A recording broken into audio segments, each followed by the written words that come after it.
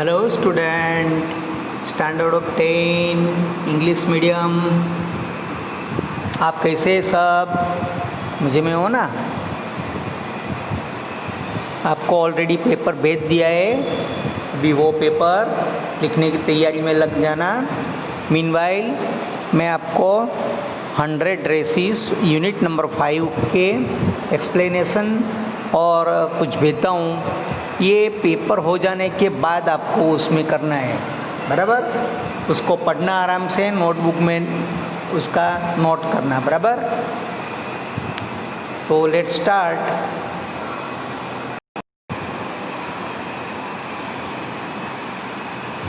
Unit number या तो chapter number 5 the 100 dresses part 1।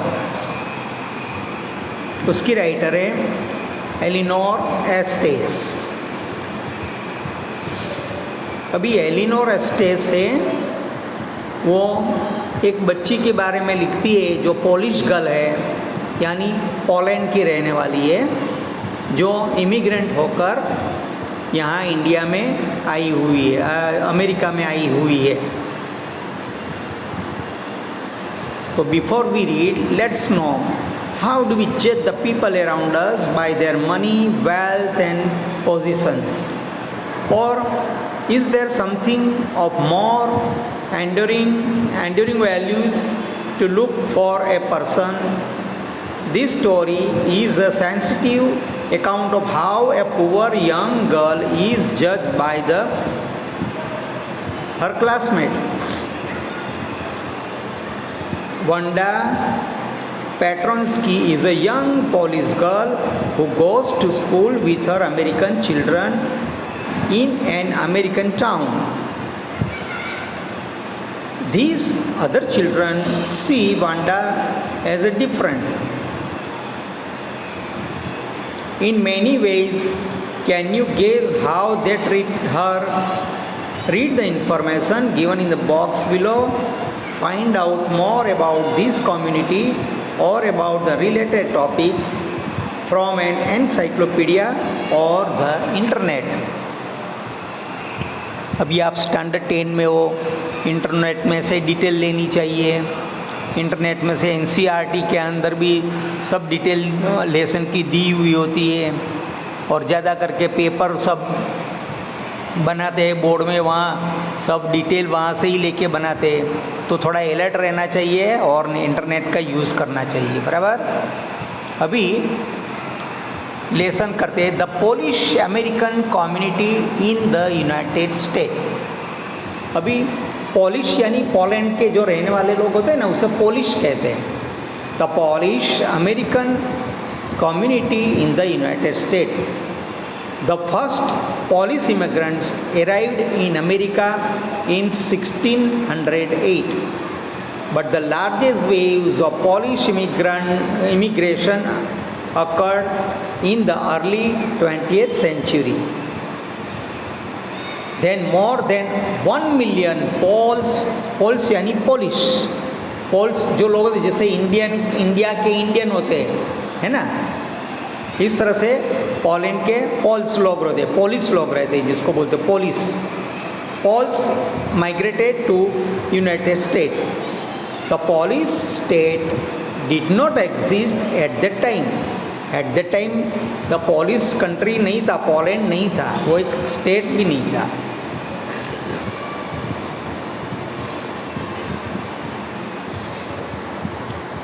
And the immigrants were identified according to their country of origin rather their ethnicity.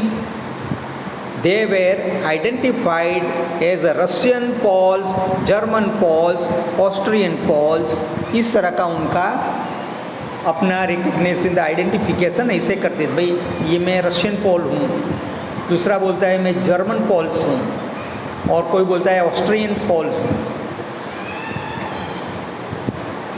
One of the most notable Polish American community is in Chicago and its suburb.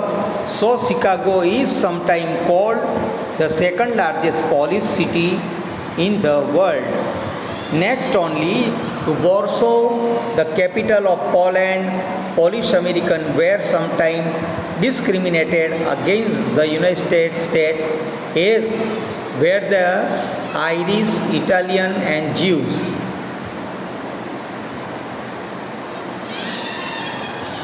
According to the United States 2000 census, means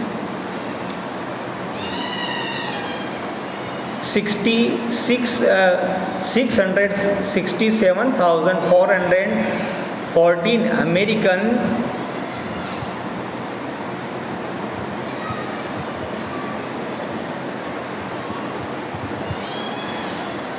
667,414 Americans of age 5 years and old report Polish as the language spoken at home, which is about the 1.4% of the people who speak languages other than English, or 0.25% of the US population.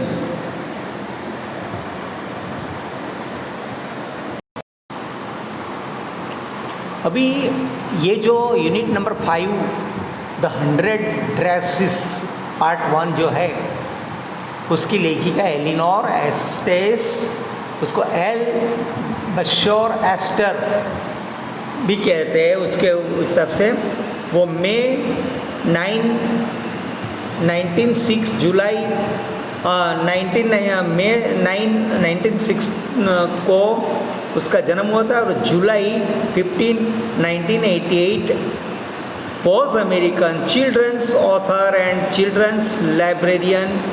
Her books Ginger Pie, which she also created illustration for the Vaughan and the Newbery model.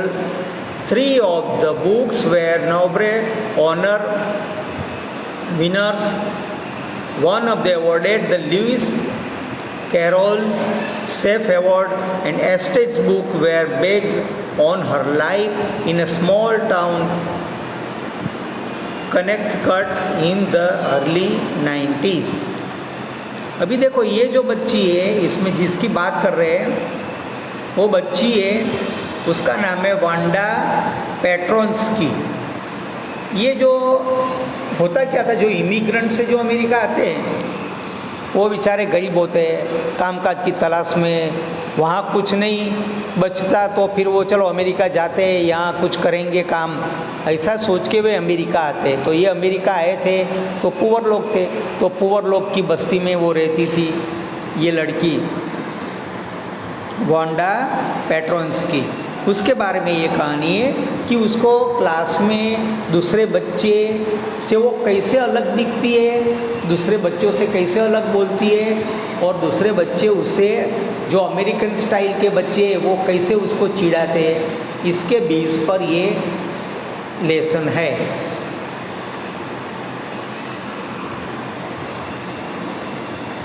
The 100 Dresses is a story based on the true experience of the author about a girl who is teased by her classmate.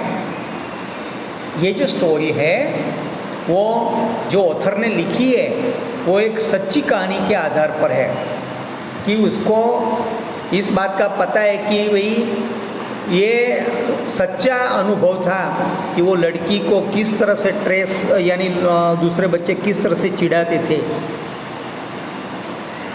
Teased bye her classmate because she is different. क्या होता है, कोई दूसरी जगह से आते हैं तो ज़्यादा अमेरिकन इंग्लिश नहीं आती है, तो ज़्यादा वो अलग प्रोनाउन से बोलते हैं, उसके कपड़े अलग होते हैं, नाम अलग सा दिखता है वो लोग को, तो दूसरे बच्चे चिढ़ाते हैं।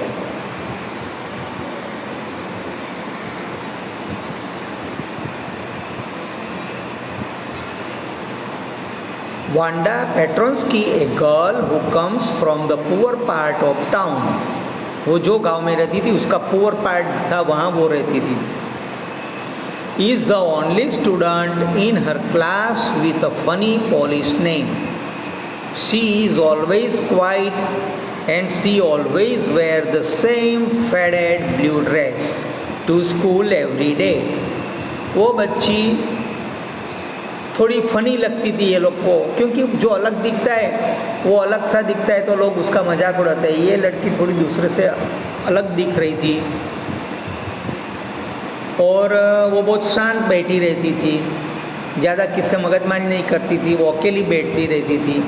और वो हर वक्त एक ब्लू ड्रेस जो फेडेड था, फेडेड यानी निस्तेज जो हो गया हुआ होता है, जो पुराना होता है, जिसकी शाइनिंग नहीं होती है ज़्यादा, वैसे पुराना ब्लू ड्रेस पहनकर ही स्कूल को आती थी। Although she claim she had 100 dress at her home, लेकिन वो हर वक्त एक बात का दावा करती थी कि मेरे घर पे 100 ड्रेस है, all line up in the closet, और सब कतार में मेरे कबाट में रखे हुए हैं। The story is told from the perspective of the one of the Wanda classmate, Maddie, who is the best friend of the main player in the daily tuning and teasing। तो ये जो कहानी है वो वंडा के क्लासमेट मेडी करके जो लड़की है उसने कही है, और ये जो दो लड़कियां ट्यूनिंग और टीसिंग करती थी बच्चों, वो लड़की की उसकी फ्रेंड होती थी। After Wanda is absent for a few days her classmate learn that her family is moved away to big city. बच्चे क्या करते हैं, कभी कभी कुछ भी बोल देते हैं, इनको ये थोड़े दिन नहीं आई तो बोल रहे कि भाई उसके पापा तो अभी बड़ी सिटी में चले गए हैं। They will she knows very little about her, और वो लोग उसके बारे में बहुत कम जानते थे। She begins to wonder why they started teasing her in the first place in the overcome with quite for making fun of her simply because she is poor and has a funny name and is different from them। तो ये हर बार सोचती थी कि भी ये इसका मजाक क्यों उड़ाते हैं।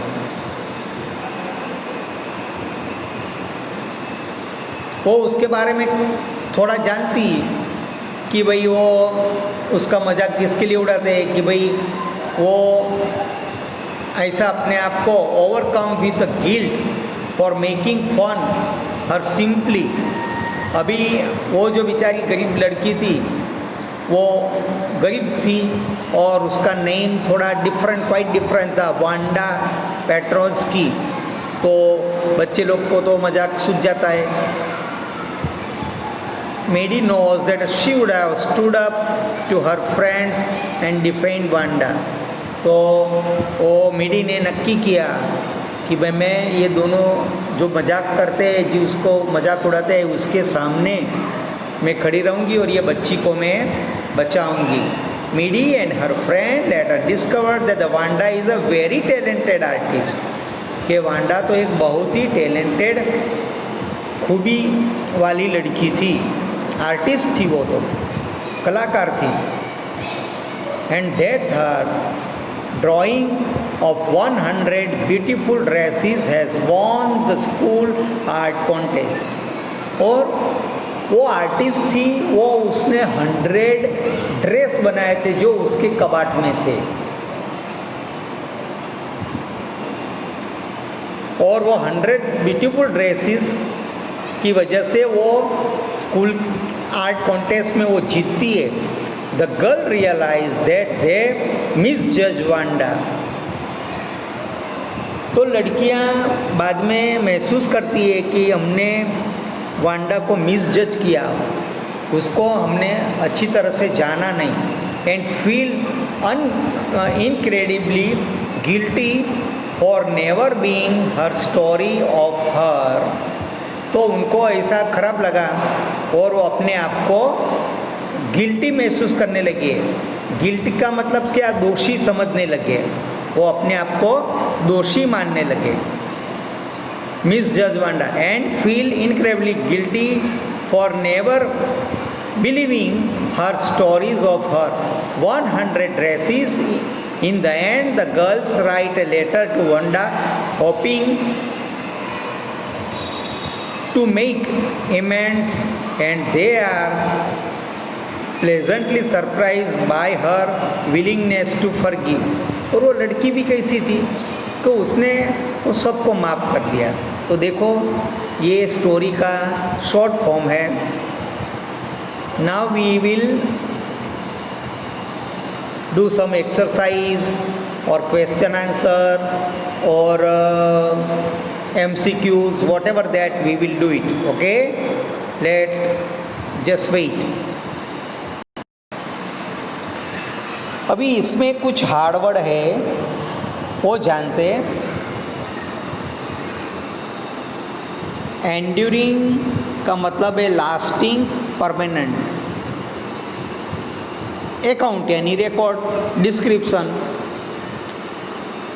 एंथिसिटी यानी a group of people sharing a common cultural और national heritage and often sharing common language और रिलीजियन।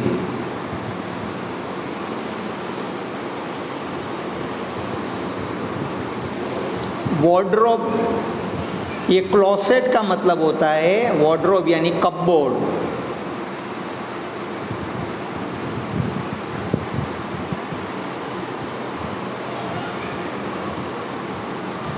ये हॉपस्कॉच है, वो गेम है in which children hop into an over square mark on the ground. अभी आपको मैं इसके क्वेश्चन आंसर या तो MCQs एक्सरसाइज में मिलता हूँ। तब तक के लिए बाय।